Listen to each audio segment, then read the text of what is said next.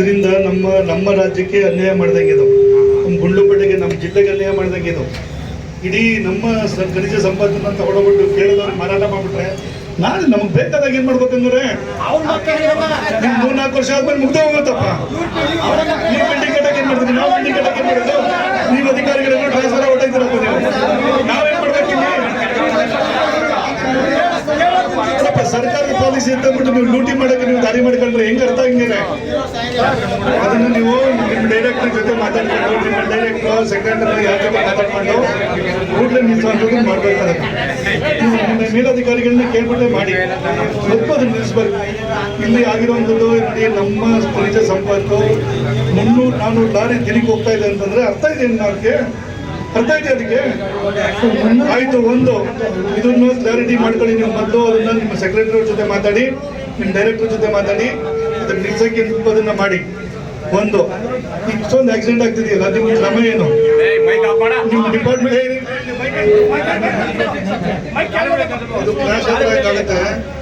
ನಿಮ್ಮ ಡಿಪಾರ್ಟ್ಮೆಂಟಿನ ಕ್ರಮ ಏನು?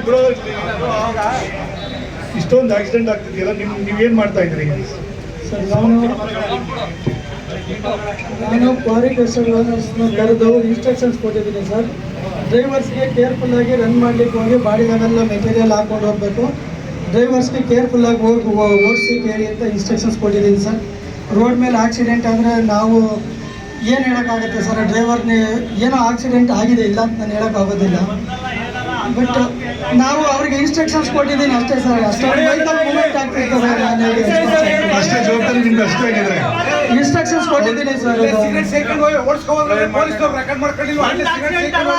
ಡ್ರೈವರು ಸಿಗರೇಟ್ ಸೈಕಲ್ ಹೋದಾಗ ಸ್ಟ್ರೈಕ್ ಮಾಡ್ತಾ ಇದ್ವಿ, ಸಿಗರೇಟ್ ಸೈಕಲ್ ಡ್ರೈವರ್ ಅದ ಕುಡ್ಕೊಂಡು ಹೋಗ್ತಾರೆ, ಗಾಂಜಾ ತಗೊಂಡು ಹೋಗ್ತಾರೆ.